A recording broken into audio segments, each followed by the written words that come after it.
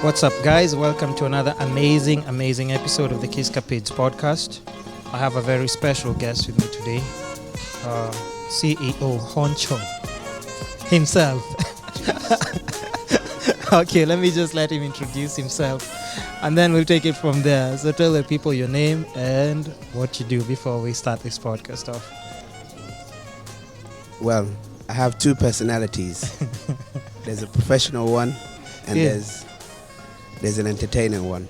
So let's go with the professional one first. My name is Deng, Joe Deng. Originally South Sudanese. I'm proud. I'm a project manager for a foundation which is called Luol Deng Foundation. We come from a basketball background, and that's the professional side. So I'm the project manager there. The entertaining side, I go by the name DJ Biggie Deng. Professional DJ. I DJed in a lot of places. I started here a little bit. UK, US, Australia, South Sudan. So yeah. And you remember the first time like we met, and I think I was shooting some stuff for Bel Air at the time, and I think you asked me about my camera setup and what I was using, and we just started talking and everything. I was like, yo, you need to follow my Instagram. He said, you need to follow my Instagram too. So I go to his Instagram. I'm just going through, and then I see a picture of you and DJ Khaled first of all. So I remember I was asking you, because there's somebody I had gone with as my assistant, and in the midst of just scrolling on the Instagram, I see that picture, and then I think there's something, an upcoming summer thing that you're gonna DJ at on like some cruise ship or something. Yeah, basically, we know DJ Khaled through connections. Yeah. And the time that we met, there was a cruise. It's called a summer cruise. Yeah. And basically, it's a ship. Yeah. That has over 5,000 people. Yeah. You dock from Miami, and you go to around the Bahamas for 3 nights. Yeah. And you party and you drink. And I was one of the DJs there. That's crazy. Because I remember I was telling I think I was trying to like zooming on the flyer and see like if it's just like a picture or it's an actual event that's actually happening, and you're on the headline as like just the people who are playing. So my friend is still trying to whisper at my ear when I'm going through the Instagram, and then I tell him like, bro, hold up first of all, like have you ever been in a party with Amber Rose, the Migos, and DJ Khaled?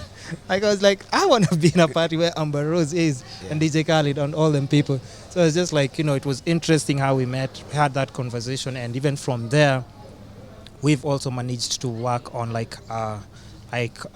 your projects with the foundation that you're talking about. Yeah. But now let's jump into the professional side, and then we'll also come back to the entertainment and still professional side as well. Yes. So what's the project? What's that main project that we're talking about? Basically, my title in the foundation is a project manager. I get things done, basically. So the foundation is my brother's foundation. My sister is the CEO of the foundation.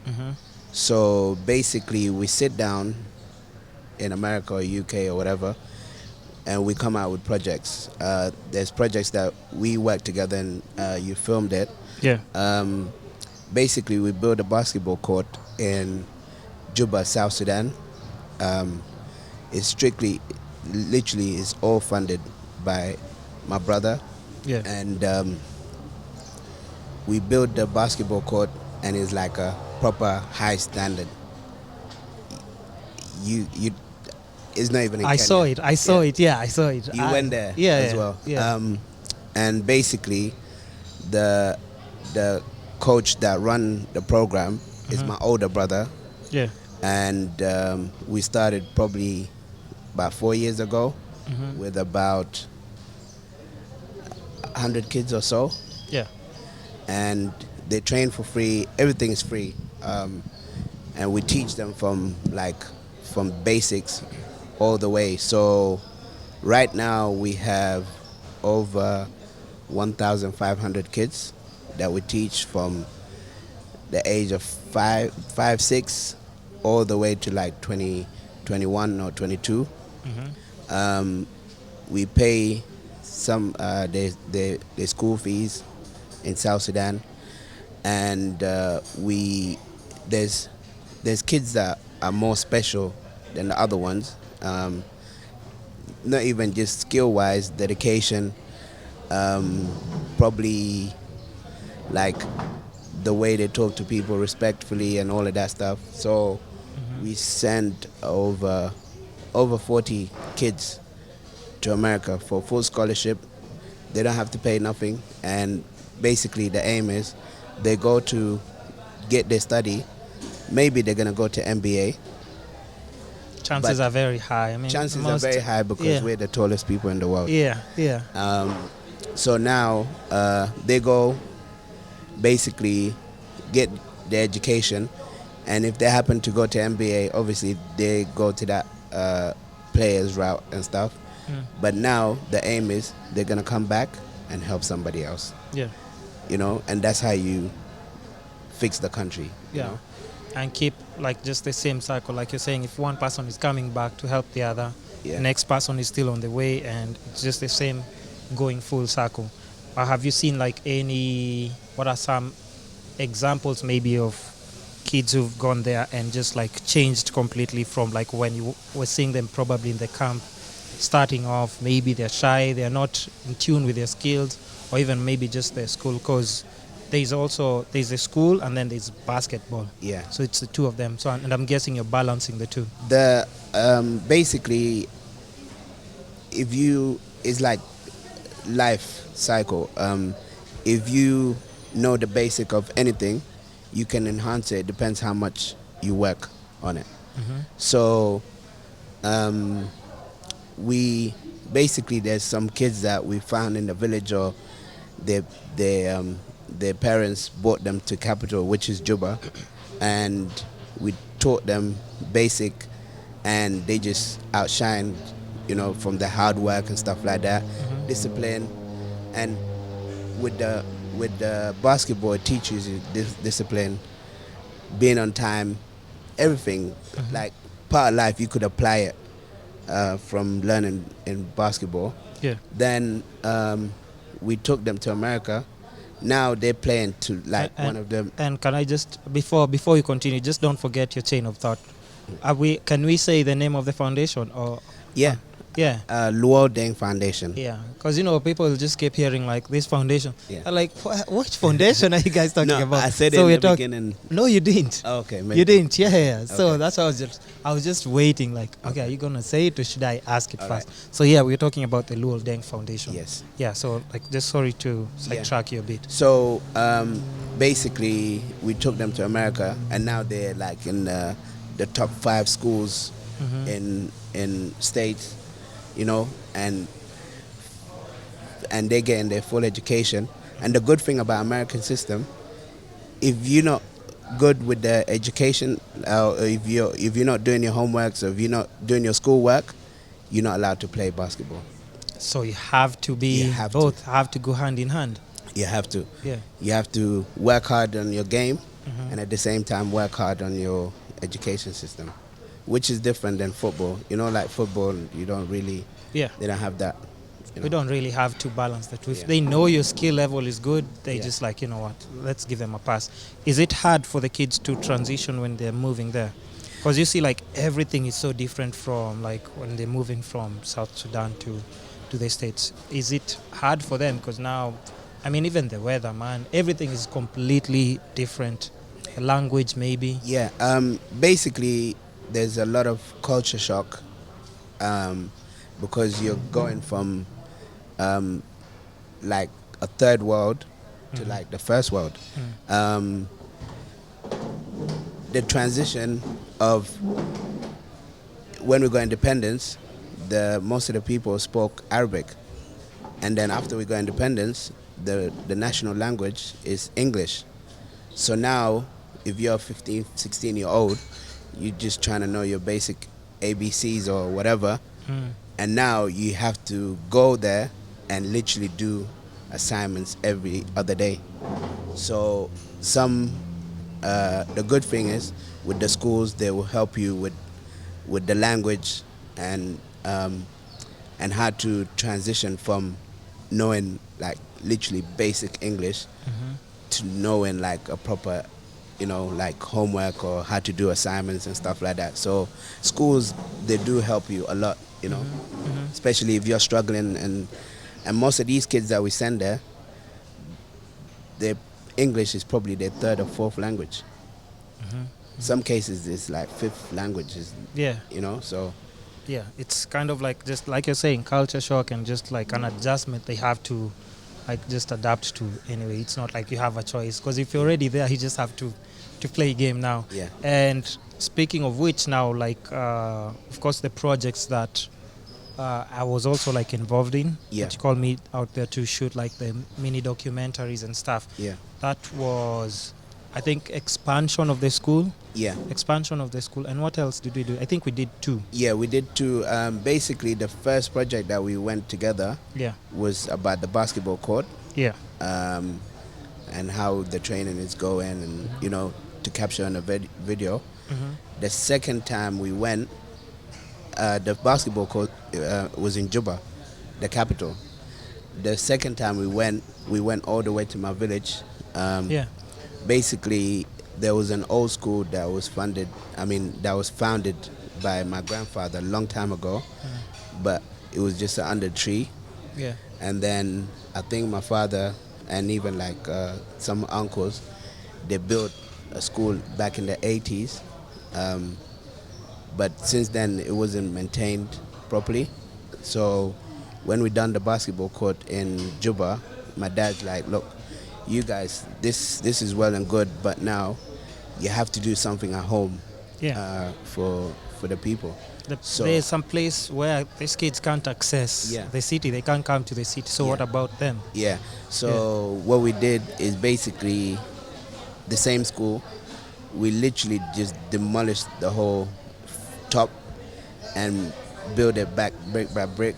We added 4 more classes, office, storage, and the dinner where they can eat and stuff like that. And the school is like literally holding more than 1,500 kids. And these are the kids that live around the area. And some kids, they walk half an hour away to come to the school. Yeah, I remember you telling me that. And it's hot. And it's hot. Yeah. My kind of weather, though. Yeah, no, it's too hot. And just when you're mentioning like kids coming there, I think are they paying school fees? No, it's free. Yeah, and that's, you see, like that's a really important thing as well. It's just not just building a school, and for people who still can't afford it, it wouldn't make any sense. So then they'd be seeing the school and they'd be like, but we still don't have school fees. Yeah, and the school is free, and they come and eat at the school for free, because, like, it's tough in South Sudan because not everybody's making money, and obviously the current situation that was going on after independence, the actual civil war. Peace was signed a couple of days ago. Not signed, but they kind of shook hands, and they're forming a new government. Yeah. But so kids will come and eat at the school. At least we do our part. They have one meal, and hopefully when they go home, they have another meal. And there's a third project that we shot. I was the co-director, by the way. Yeah, for sure. The third project that we did, we shot, we had a container of food that we bought from US. We teamed up with one of the NGOs there, and we got a whole 40-foot container, and we took it to our village, and we called the neighboring people around the areas, and I think we gave more than 1,300 families food. That's a lot. Yeah, that I think it lasted them for probably about 2 or 3 weeks or something like that, and that was just a test run to see if it makes sense or not.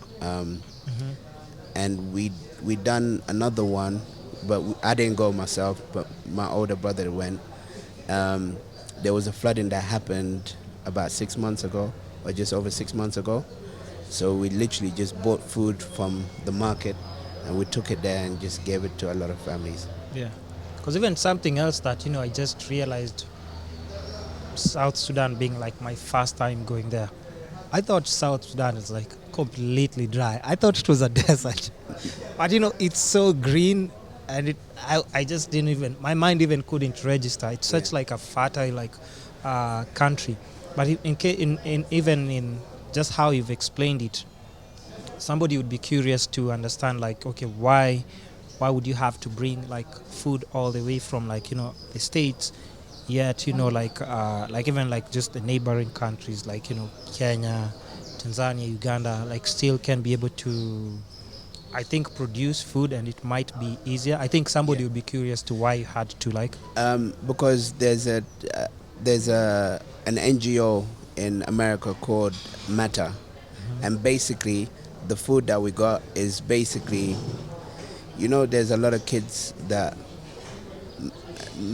they have marriage, I can't remember the name, like there's certain vitamins and stuff like that they don't get. The nutrition. Yeah. Mm-hmm. So this food is designed balanced diet, so you kind of, it's full of like nutrients and stuff like that, and basically you boil it, and it's similar to like noodles, but it's not noodles, but it's got like vegetables with in there. Nutrition, like that's what you need for your body to push you. And exactly. So that's the first makes that sense. we they teamed up with us. So they literally just gave us the food, and we paid for the transportation from America all the way to like Juba, and then from Juba the roads are bad, so all the way to Luol, which is couple really of bad. hours. Yeah, I Really remember bad. those drives were long. Yeah. The drives were long.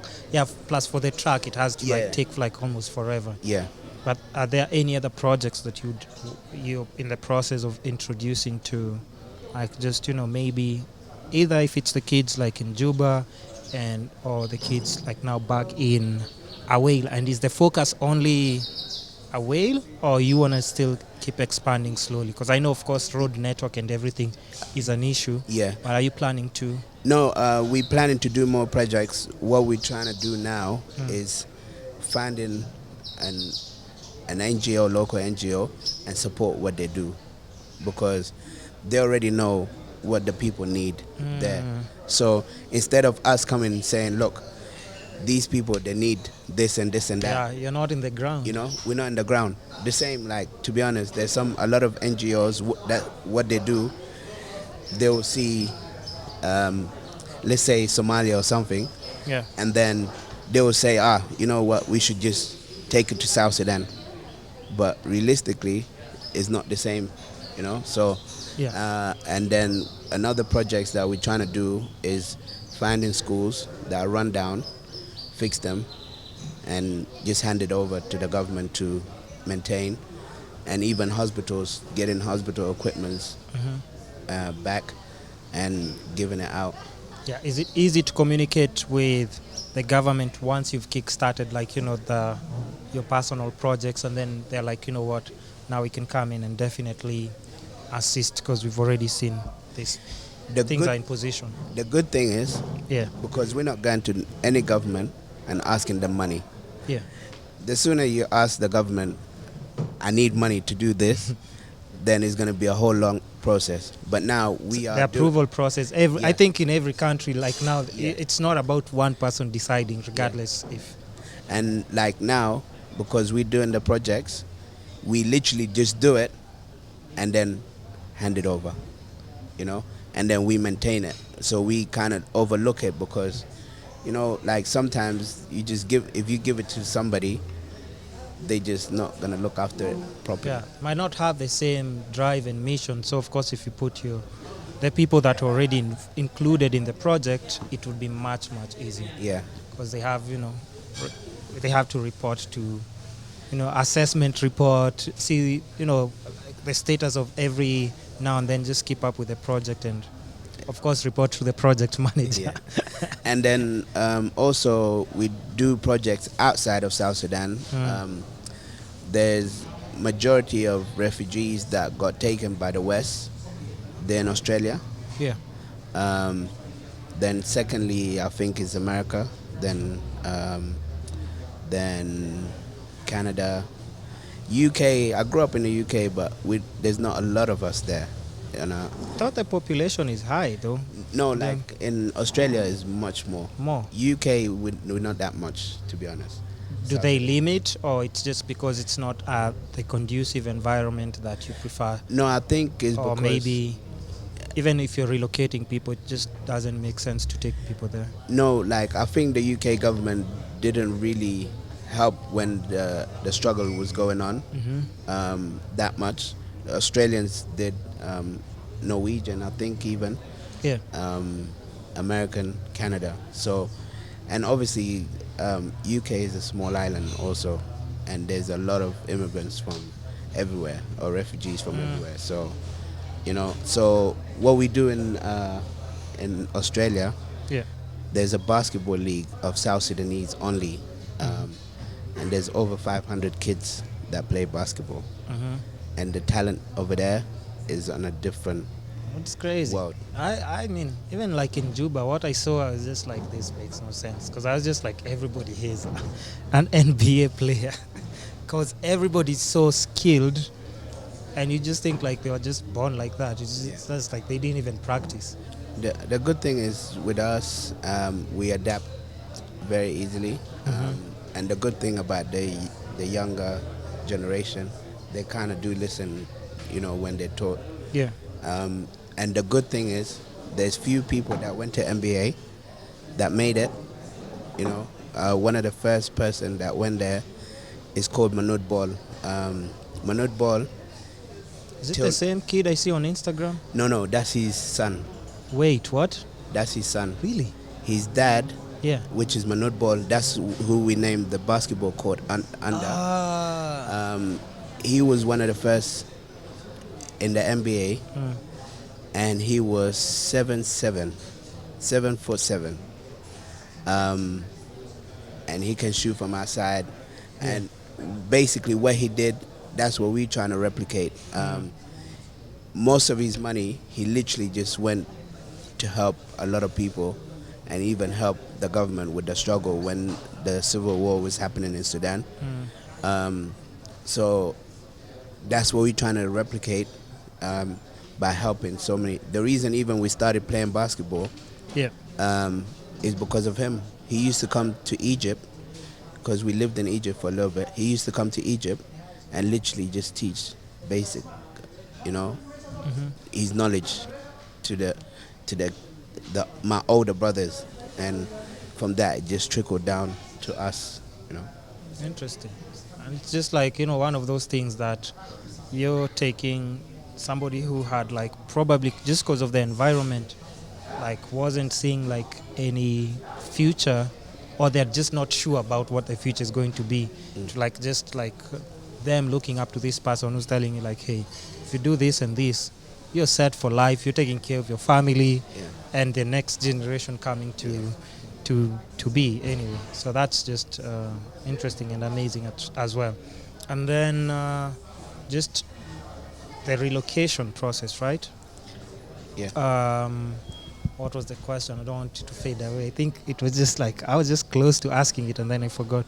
The relocation process to somewhere like Australia, once you get there, is it still your programs that, send people to like these schools?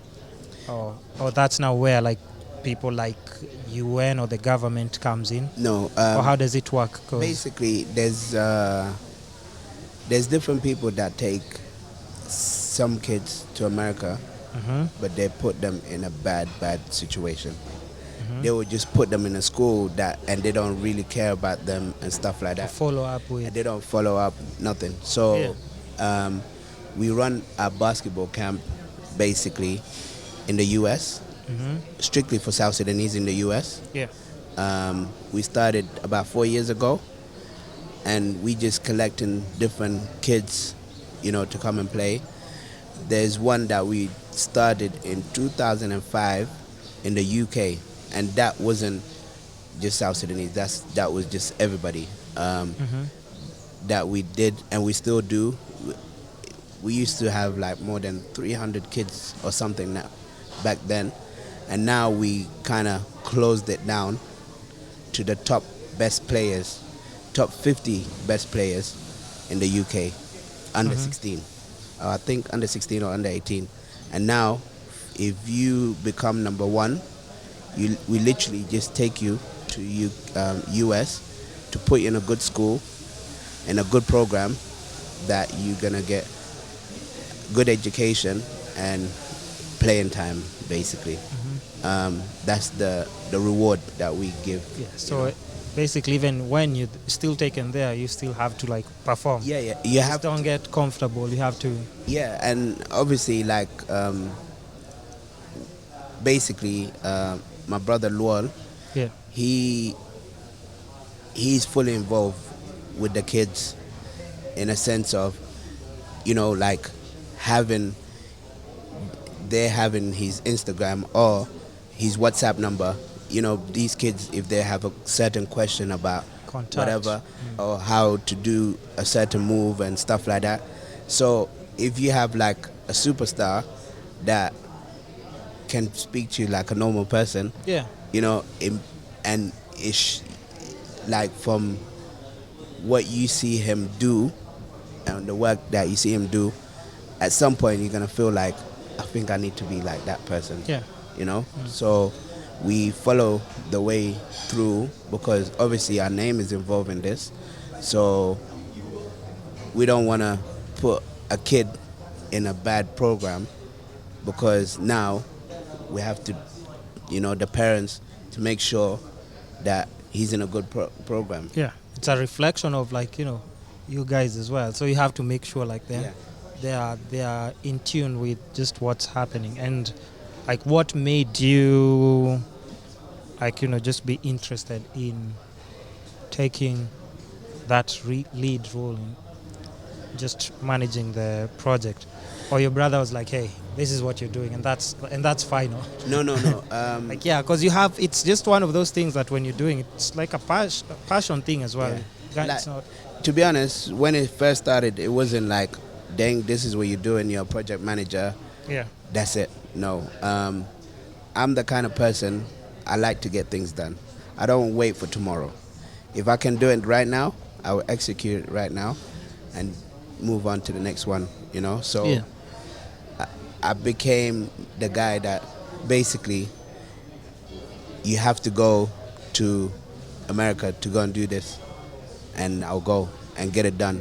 After I finish, I'll be like, I'm done. Like, what's next? What's next? Cross it off your list. Interesting. No time to waste. And then, like, of course we've touched base on like everything, and I also just want to also go on your entertainment side, but I don't want to leave out anything on just like the foundation. So are there any other things that, we can just touch on, not leaving it out? Because I do want my podcast to be very informative in any way that it can.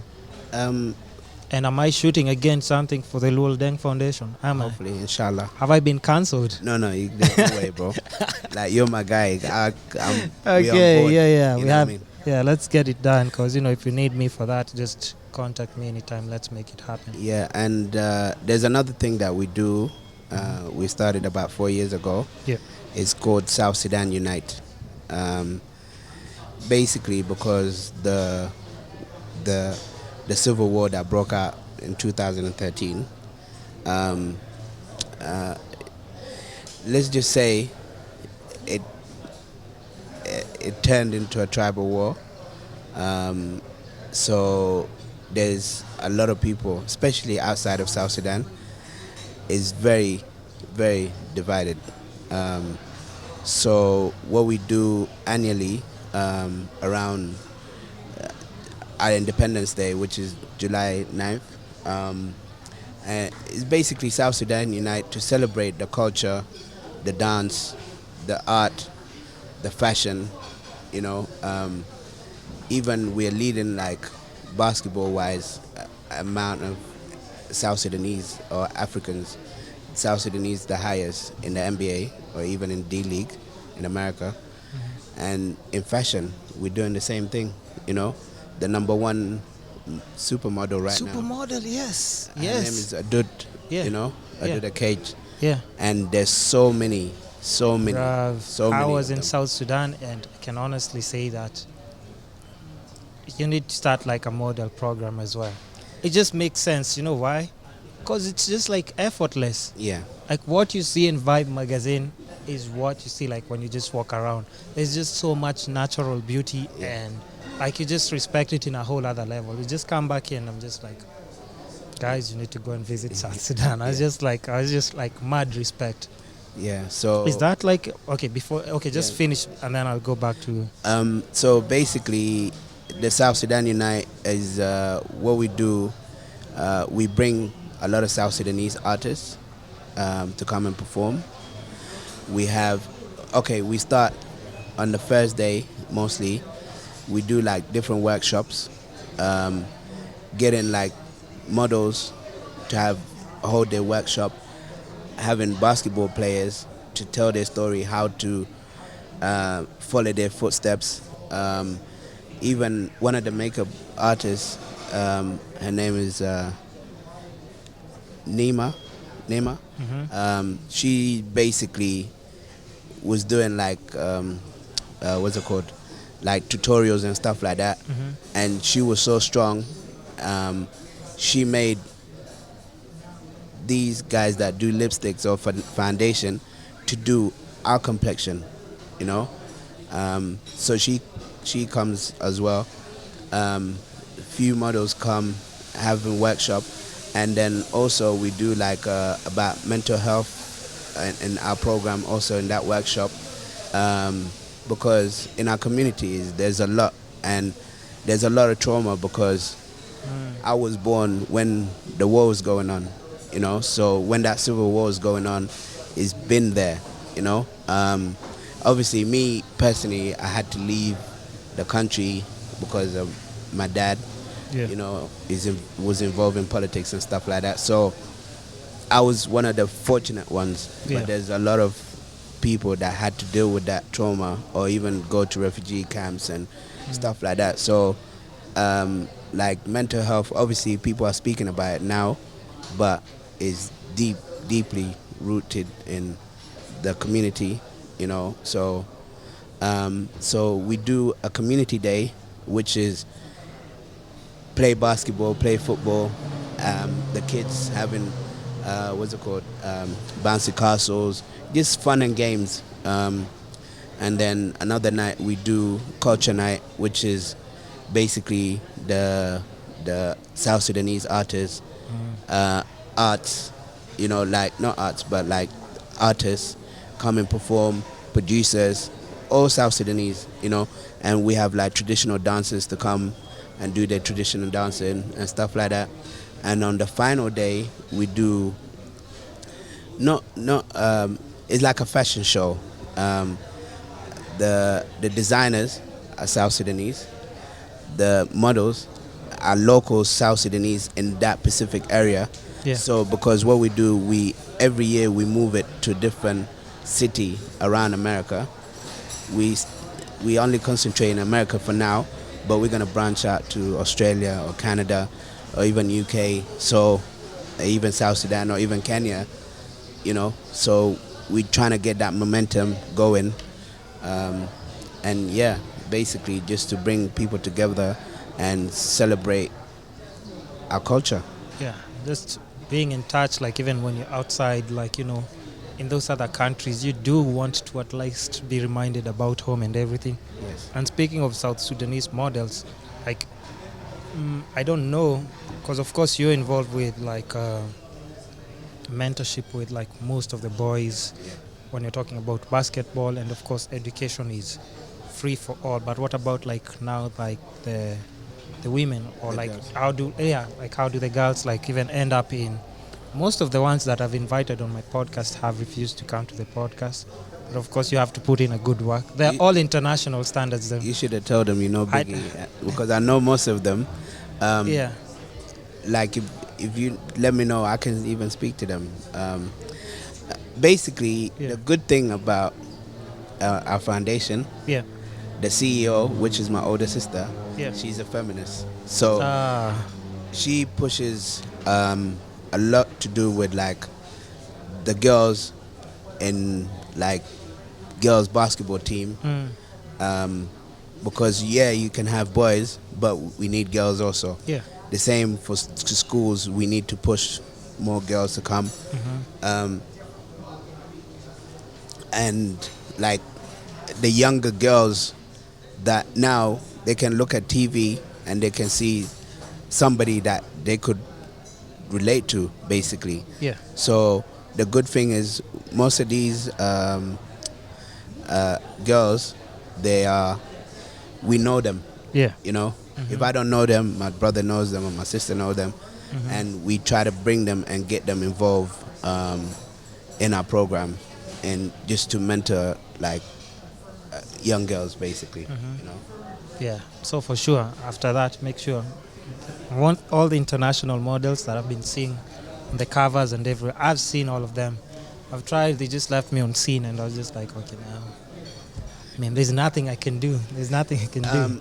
The Because thing it would is- be interesting, because I know like there's so many like even other South Sudanese like just girls who'd want to major in that, but they just want to know how to go about it. the Their experience, even, yeah, rather. the girls that are probably in Australia, America, and all of these stuff.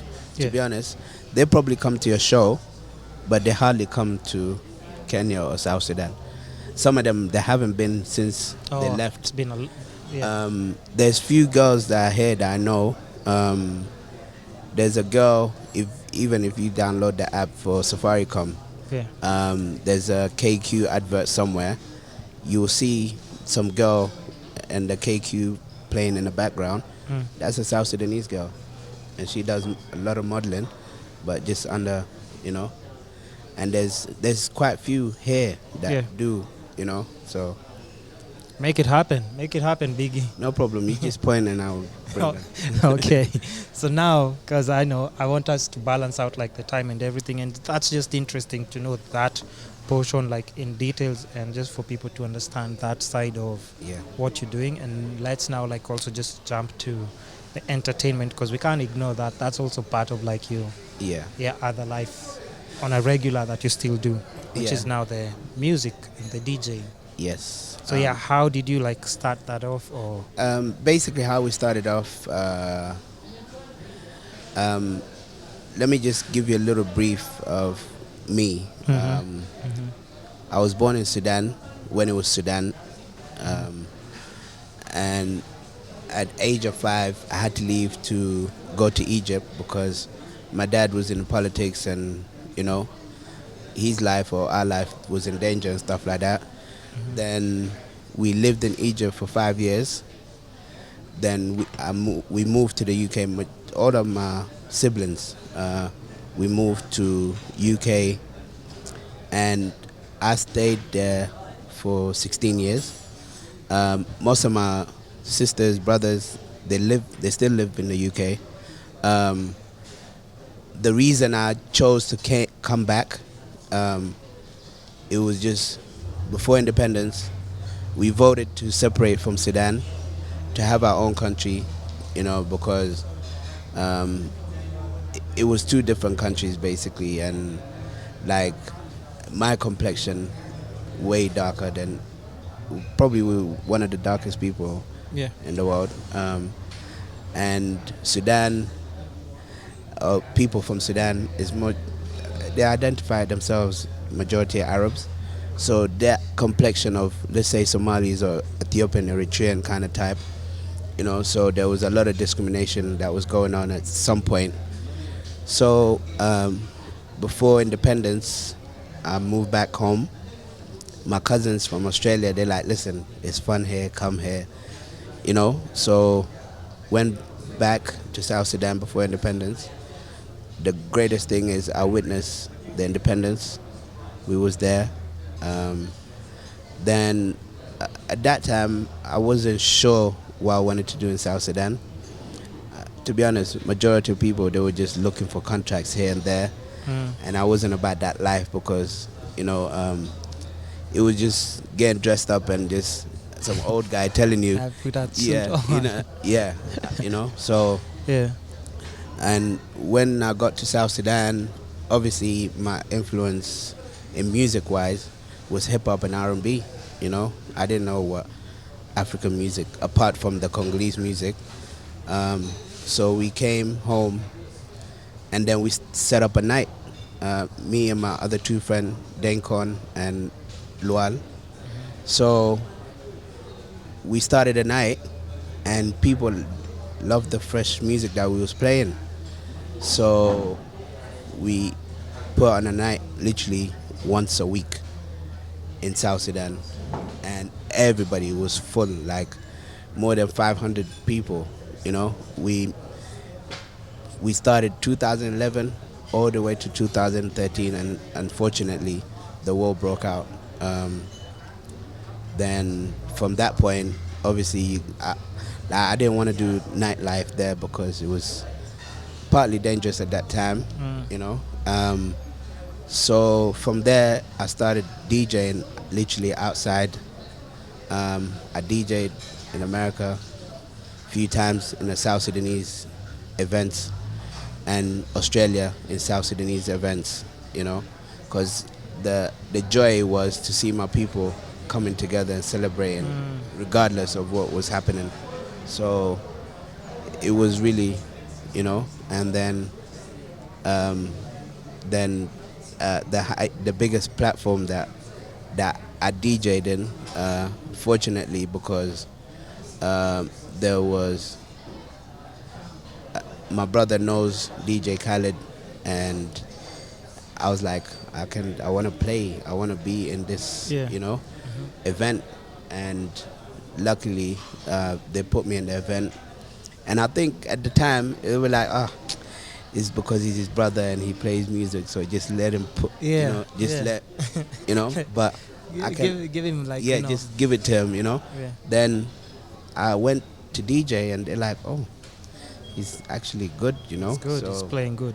So from there, they asked me to come back again. So I did it last year, Summer Cruise 2019.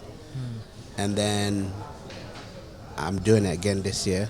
I went in there, shut it down with the Afro beats, to be honest. I was like, I only play African music, so I just gave it to them. I can play every other music, but it also just makes sense because they want a different feel. And you know how like African music now has like just taken over like everywhere. Everybody's doing it, from Cardi B, Beyonce, anybody who's like mainstream. Yeah, they're doing it. And what's crazy, I had a conversation with DJ Khaled about 4 years ago, and I said to him, bro, trust me, Afro beats is gonna be big. He didn't believe it, but now, and he's one of those people who always jumps on every trend. He's just like, yeah. I think he missed out on that. But it's still growing, so it's not even too late at the moment, so, which is a good thing. But like in America, if you concentrate in America, it's only few people that would just be open-minded to, like I think one of the first people that jumped on it was Drake, For immediately, he didn't even waste any time. He was just like, And this is when Wizkid was just like getting his first hits. Drake like spotted, but Drake is known for that. He just spots like anybody, even UK, he spots everything. No, he follows UK music very much, And to be honest, before even that Wizkid and Drake song, Wizkid had been killing it for a long time. Yeah. For sure. He's been killing it for a long time. For sure. Yeah. And just like, okay, now the projection now, because, you're doing like, if you're in the UK, you'll get a spot, you will play. In the States, you do have like now already like a connect, you can play. Yeah. And now like also now in Kenya, you're also trying to set a footprint like in just like, Yeah, like why are you taking that deep breath like? No, because I moved here to Kenya. It's a base for me. Yeah. About 3 years ago.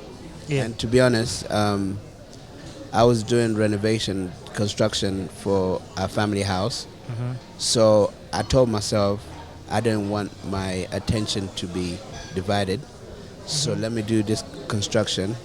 And after I finished that, I said to myself, Kenyan people will know who I am by the time I finish here. Yeah. So I started DJing now here, not on a regularly, but the more I play somewhere, I'm getting rebooked because I can actually play. If you go to SoundCloud.com and you search DJ Biggie Deng, so DJ BIGGIE Deng DENG. Trust me, like the music in there, the heat is there, nuts, and it's super nuts. consistent as well. Yeah, but it's also on Apple Podcast, right? Yeah, Apple Podcast. Not. The podcast. To be honest, I use the bandwidth in there, so I can't. It's maximized. Yeah, but because for me, I have to pay every month. Yeah, just like. But like for me, SoundCloud works the best for me because you could download the mixes. Yeah. Especially if you're using your laptop. And obviously you can just listen to it. Have it like on playback or just organize it in your files. Yeah. And I think I have more than 20 mixes in there. And trust me, them mixes that I put out a mix more than a year ago. Yeah. And the DJs wasn't even playing that shit, so. Yeah. What's the biggest contrast when you're playing music, like just maybe overseas, South Sudan, or any other country, and when you're playing it here? Just from what you're seeing from like just crowd reaction and what I like just appreciation. What I like about here, I could play obviously Afro beats, East African music, South African house, house music. Surprisingly, I don't know why. Yeah. Hip hop, yeah. R&B, reggae, and rhythms, which is bashment. So you have 8 different genres or whatever that you could play. Yeah. So even if to be honest, I can DJ for 24 hours and I wouldn't play a single song, So like here, I think is more like people are very, very, very aware of like music, Like I can't go to America and play in a hip hop because all they know is just hip hop.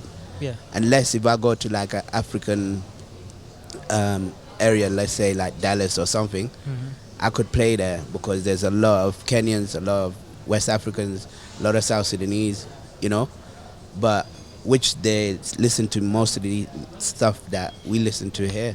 Yeah. UK, they just listen to UK, that Afrofusion. A little bit Afro beats, just light. Is not, It's not that serious. Yeah. And I've even noticed, like in the States, I hear like even just from Atlanta and different state, like probably Atlanta and New York. People in New York who just listen to New York music. Yeah. Go to Atlanta and we play music from New York. They just don't know what that is. Like we don't know who that is. Even like because obviously for my work I go to America a lot. Yeah. Last year, to be honest, I went more than 8 times. We got a house in Miami, and to be honest, when I go there, I can't wait to leave because as much as Miami is nice and good, I can't go to a club and enjoy myself properly because they just playing hip hop for like 4 or 5 hours, and at some point it just gets boring, But here, if I'm here, I can just listen to different genres, and like the new, let's say the new Diamond or the new Davido or Yeah. the new whatever, or Burna Boy, but over there they just stuck in that That's what one it genre. is. That's what it you is. know? It's the money maker, though. If you think about it, no, I'm just saying. Yeah. And they are a big influence. Just think about like Miami, Atlanta music. It's all a big influence to how so many other, maybe like mainstream music now. Atlanta for sure, Miami for sure. Where else? Even New York, to some point, like people from all these other countries kind of like pick little things. Yeah.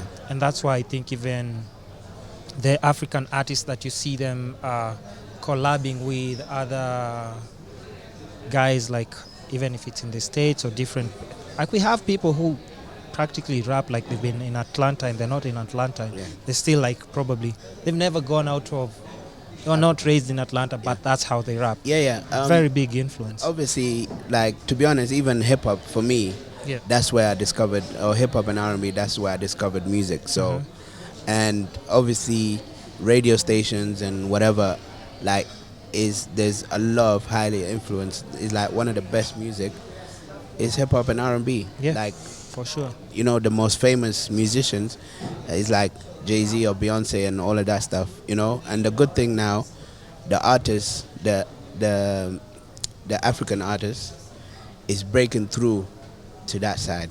Yep. Yeah. Yep. But there's few artists, to be honest. I think they're trying too hard to go on that side. Davido's trying too hard. Come on, Davido has good music, bro. He has good music, but I'm saying, yeah, he's not really like, when he first started, he's doing like African music, like he's for Africa, but now he wants to be so much in that side. American. Yeah. But it's influence, though. Yeah, Wouldn't you say it's influence? Plus, the thing is like, the only reason Davido has to do that is because you have to use your strong points. No. Because you see, like, if you're going against somebody like Wizkid will just wake up in the morning, he'll just have a hit. That's it. And but Davido has to use all these other antics to be able to like match up to that. No. Buy collabs, all those things. See, the reason Davido wants to be in that market over there, is because he was born there. He was born in Atlanta. But now he's like trying to be like, for Americans to recognize he's American. They can't. They can't. That won't if happen. he's doing like, you competing with like big artists. Yeah. For example, like Wizkid, I think he's my favorite still. Yeah. But he needs to bring more music. Yeah. Yeah, I don't know what happened. He needs to bring more music. I think. But right now, the guy that is killing it, Burna Boy. And if you listen to his album, he's not doing it for the Americans. Yeah. He's not doing it for the UK. He's doing it for Africa.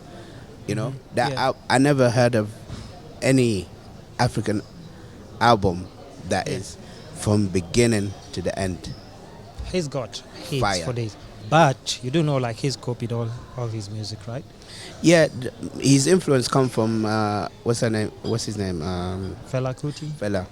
All influence. He's picked everything. Yeah. And just made it sound better. But plus, I hear they're just related. So no, it could be Fela's kid, to be honest, because the grandfather was the manager, the mother was the dancer. You know.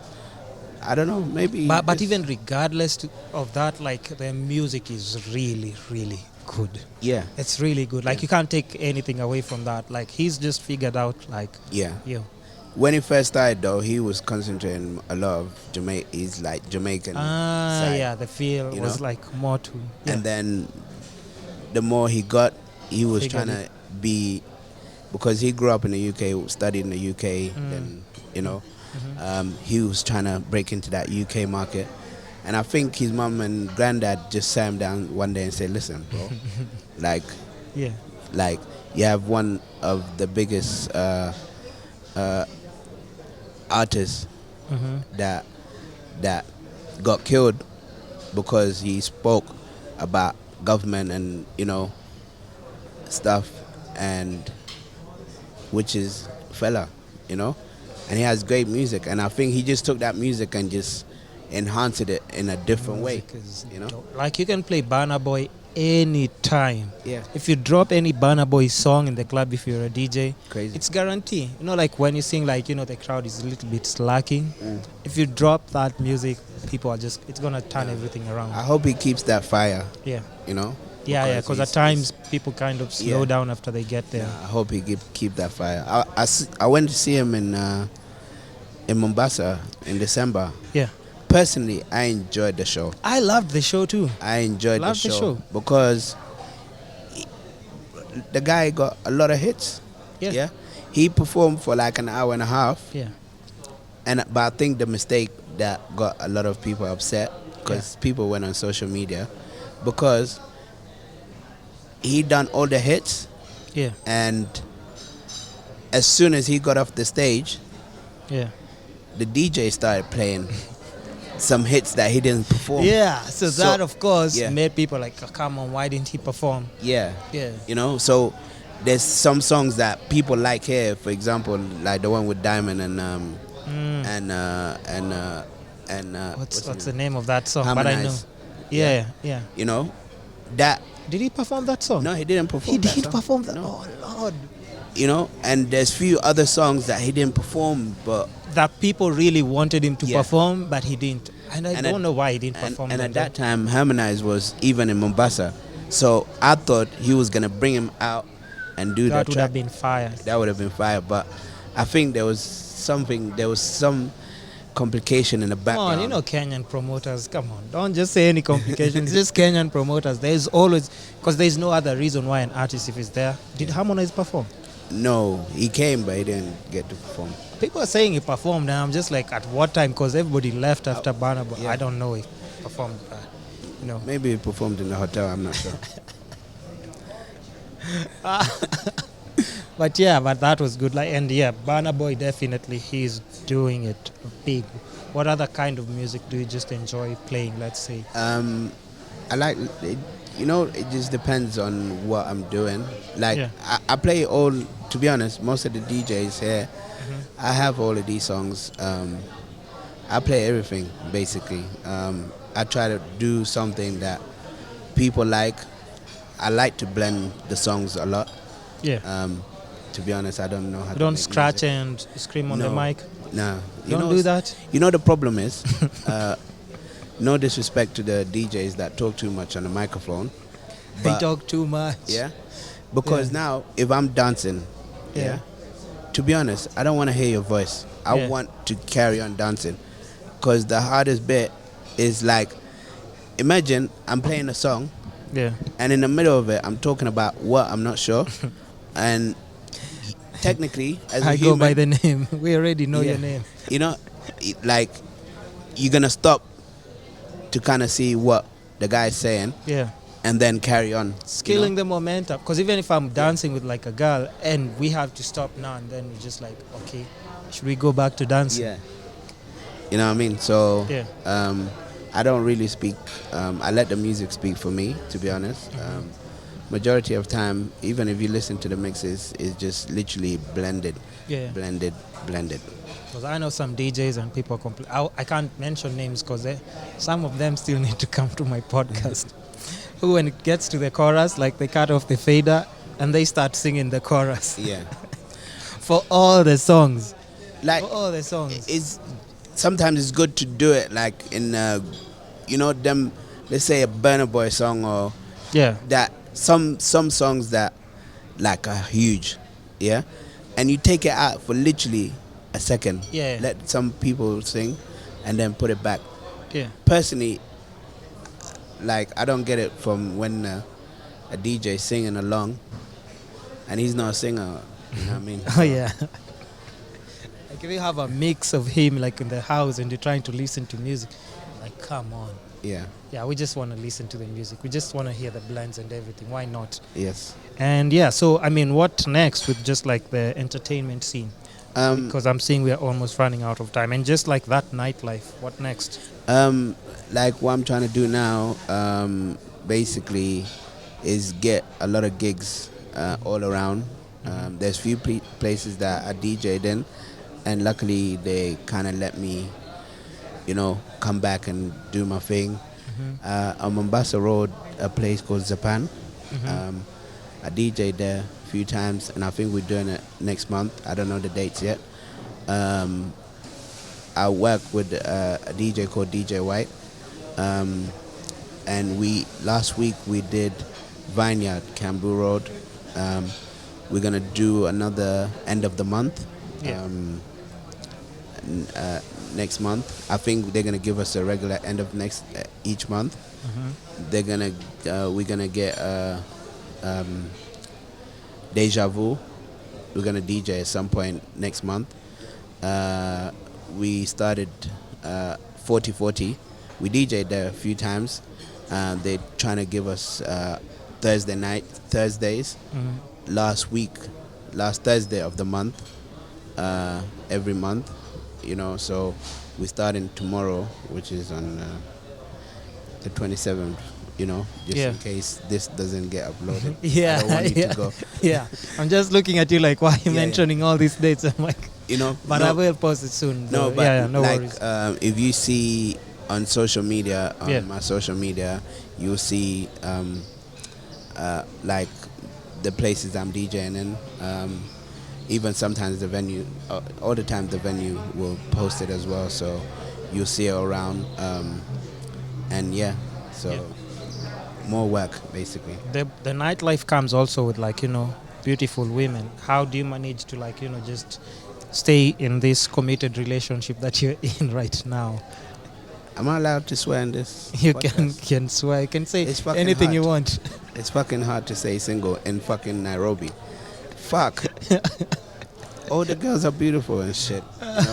But obviously I found somebody that that I like and I love and love spending time with them and stuff like that. So and if everything is going right, then you don't need to go nowhere. So and they don't feel insecure with the nightlife and everything, because even the DJ life, that's constantly somebody be coming for a request, somebody be trying to be extra and everything. The partner understand that. Even when you need to take pictures, somebody's grabbing you by the neck and everything. I swear I told her, I was like, listen, this is part of my life. I'm a very super friendly person. I'm not going to be rude to anybody and say, you know what, fuck off, or, that's not my nature. So, obviously, when somebody's taking a picture or requesting a song, or there's boundaries that I have to set and say, listen, you know what, I have somebody, so, I'm sorry, but,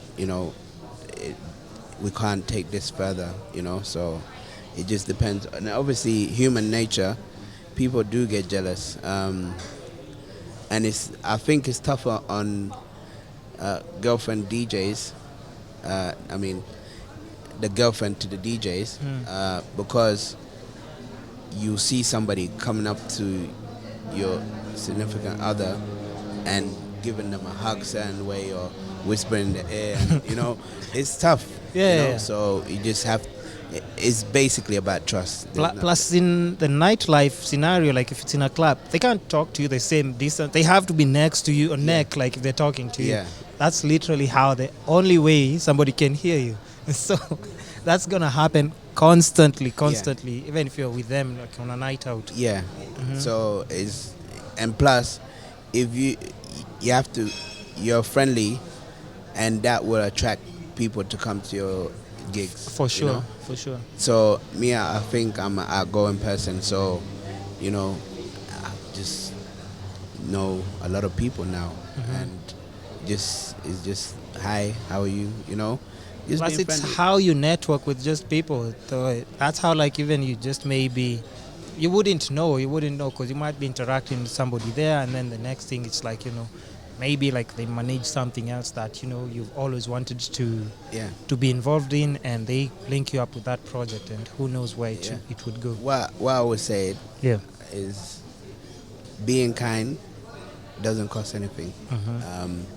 And even for example, the way we started talking, if I was an asshole, you an asshole, Yeah. I don't think we'd be sitting here having a conversation. That's the craziest You know? thing. And I keep telling people, like, the attitude that you go with somewhere, like, changes so much. Because even the only reason I can do like the freelance thing that I do, it's just purely because of that. Yeah. Because we met so randomly. Nobody connected us with each other. We just Exactly. bumped into each other. Like, hey, what are you doing? What are you doing? Yeah. Next thing you know, I think after like 2 weeks, we were already like working on a project. And I think the reason I started talking to you, Yeah. because I saw you with a DJI camera. Yeah. And I was yeah, like, yeah. where is that? Because yeah. obviously I know GoPro, Yeah. but you had like a small stick with a camera. And I Yeah. was thinking, where is that? That's the reason I stopped you, because Yeah. I like technology and I like cameras and I like all of that stuff. So I was interested to know Yeah. what was that, you know? So Yeah, so you hear that, guys. Just being nice and just talking to people, networking out there, it costs nothing. And that was like, can you imagine that was like in a nightlife scenario? yeah, You know how many other people meet and they're always handing me business cards. Yeah, you need to call me. And yeah, you know, like when you DJ, I'm sure you'll get a lot of that as well. People giving business cards and stuff, and it never amounts to anything. yeah. So if you just go with a clear headspace where you know you're going to, like, you know, in case I meet somebody, you can gauge and just Even like having a business card is not a bad thing. Yeah. But majority of time, to be honest, even I have business cards that I give out, but when I receive, to be honest, I would just put it in my pocket, yeah, and at some point I take it out of my pocket, and it's just there. yeah, You know, there's no that connection. We haven't made that connection. It's just you handing in Yeah. a paper to me. I think And it's that's it. better like just give me your number, let me flash you, send you a message, Exactly. and then from there let's just see what goes. Yeah. Or And even if you- Instagram. Yeah, and that's what I was gonna say. If you don't trust that person, you say, "Listen, find me on the social media." Yeah, And yeah. then Give me take it from social. And in fact, for me, I always go with Instagram. Yeah. It's just like this person is just talking like this, and you know, I go to the Instagram and it's just pure nonsense. Like, yo, we clearly have no connection or anything, so we don't really need to. Yeah, and even that, I do that with my women as well. So That's you. I mean, I can. I look at you like, yeah, that's you. I'm not touching that topic. But obviously, like Yeah. I'm a social person, so Mhm. I socialize a lot and stuff like that. Yeah. And like so to kind of summarize or even close the whole thing, because I think time is running. Yeah. Yeah. I'm on social media, also Facebook, Instagram, Twitter, all of that stuff, and it's DJ Biggie Deng. So I'm sure when I'll put the tags. I'll put the tags like on the audio, on the videos. I'll make sure like everybody doesn't miss that for Yes. sure. For sure. you know. Yeah. And then I always ask people one last question before, like, you know, now we wrap it up for sure. What's the one thing that you're in pursuit of right now? And if you think like you got it, to give your life a better meaning, direction, or just, you know, fulfillment probably. I think even like what we do, the best part is sometimes you're changing people's life and they don't even know it's you that did it, but that satisfaction that you get from you doing the smallest thing that could change somebody's life. So we're already in process of that, and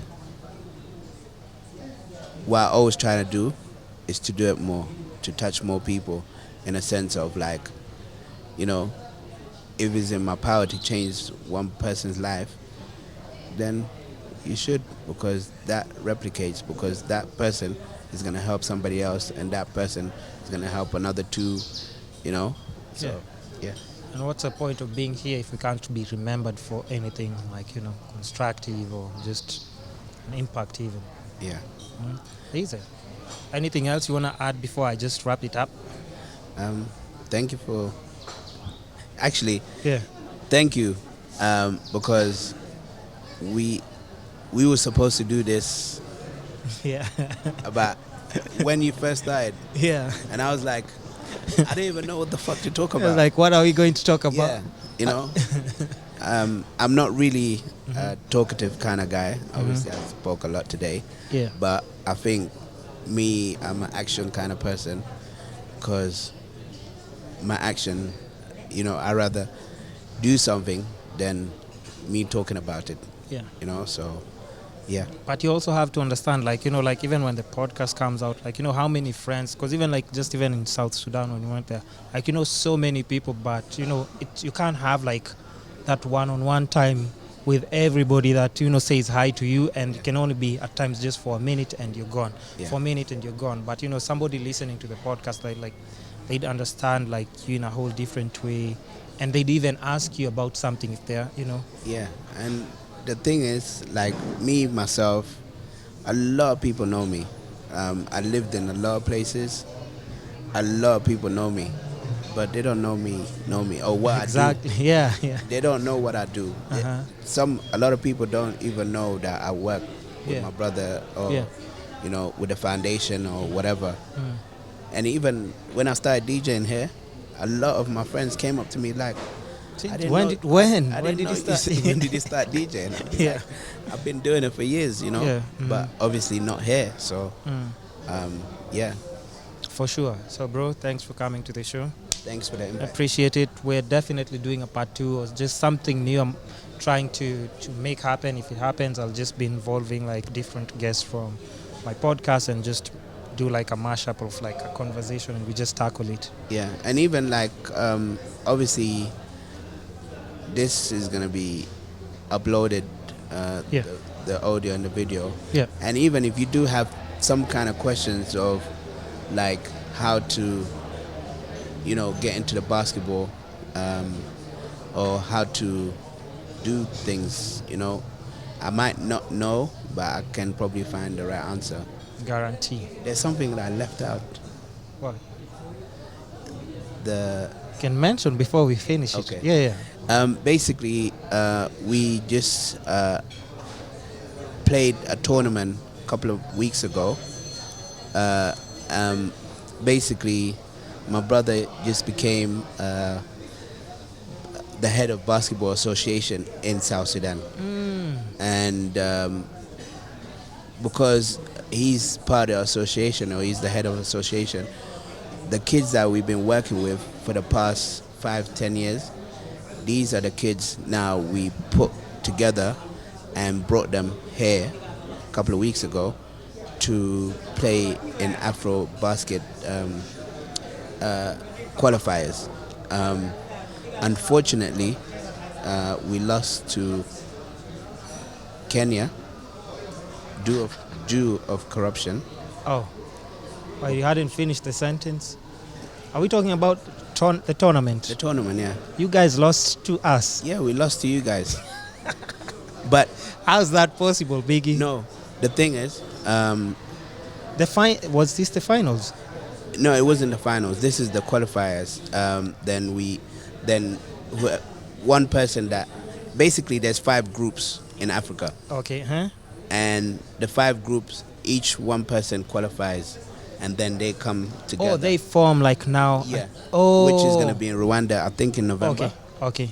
So unfortunately, we lost to Kenya Due to corruption. Due to corruption. On our side or Yeah. your side? No, it wasn't. We was in. Because the if it's host. our side, like, I mean, come on, that's know. Kenya for you. You Exactly. you already know how we do. Exactly. They paid the referees. And Kenyans, man. You know? But the good thing is, Yeah. you guys qualified to go through, Yeah. and us now we are like gone to as a what's it called? Like different route we're gonna take. Yeah. And we're gonna meet you guys again there. You already know we're coming with the bags, with the money bags. You already know. You know, so and my job was, the reason I mention it, my job is everything to do with the basketball and the national team. I was the one, basically, the hotels. I was the one doing all the work because obviously I've been living here. Yeah. So I was the one doing the magic in the background. Yeah. Interesting. Let's just see how that goes. But congrats even on just like all those things that are falling in place, because it means now you're getting involved in things like on even a larger scale. Yeah. Because now we're talking about involving other countries. Yeah. For sure. And I've heard Rwanda is building. They built already. Already? Yeah. I hear That it's guy don't insane. play. I hear it's crazy. There's the good thing is Yeah. in the NBA obviously is the largest, the biggest league in the world, Yeah. and now basically they're doing Africa one. It's called BAL. There's about, I think, 8 teams. Rwanda.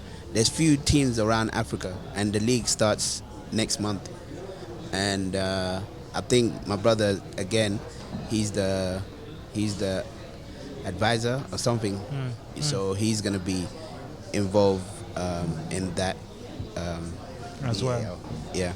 And but that's huge, even just for Africa. Yeah, there's so much talent here. And especially for us that we are close to now, like just Rwanda as well. Yeah. It means like we have something close to, like maybe the NBA, and we can actually go to, we can fly there. Yeah. Because now if we're going to see like the NBA finals, that's just like a whole other different story. Yeah. So Africa is full of talent. So And see how that goes. yes. Okay. I think we can wrap it up now. We've gone 1 hour, 20 minutes. Listen, this is the best interview ever, man. Yeah. I appreciate. But what did you think of the podcast in general? it's I always ask people honestly, it's really good. Yeah. I follow it. There's most of the time that when you're interviewing somebody, that. Yeah. I see it and stuff like that. And obviously, from even I seen it from when you started Yeah. till Yeah. now, Yeah. and the amount of equipment and the investment that you put in, Yeah. which is great. So I think the only way is up, bro. So Appreciate that. And also just one thing before I even forget, because I remember like when I was back there in South Sudan, like I could see like small places where like I was just surprised that, people have like small radio setups, their stations and everything. Like, if you ever think of like just mentoring kids there to get into something like this, where they can like, just be a voice, create their programs and everything, don't hesitate, bro. yeah. Listen, my passport is open to him. Yeah. I'm open to working. And plus, that's all I'm saying. And plus, Yeah. just a disclaimer. Yeah. He told me there's no way I'm going to South Sudan without you, because Yeah. this guy got treated like a VIP from the airport, everywhere. I can never forget that. And I just said, like, if Biggie is not here, how am I supposed to function in this place? Because I could see, like, even like just the impact. Now we're talking about impact and just being kind to people, what it does. Because everywhere you go, like, everybody's just like happy to see you. Yeah. I was like, so I can't get this when I'm here alone. I'm not coming here. If Biggie is not here, I'm not coming here. Yeah. But we'll see what the future holds, bro. I appreciate you coming to the podcast. Thank you so much. Thanks for the invite. Thanks. Easy, bro. It's been another amazing episode of the Kisscapades podcast. We appreciate all the love and support. And guys, you know the drill. We're on Apple Podcast, Spotify, Castbox, YouTube, Facebook and Instagram. It's the only way you can show some love and support and help our channel and social media platforms grow. We appreciate all the love and support. Thanks for listening. Thanks for watching. It's the Kisscapades podcast. Goodbye.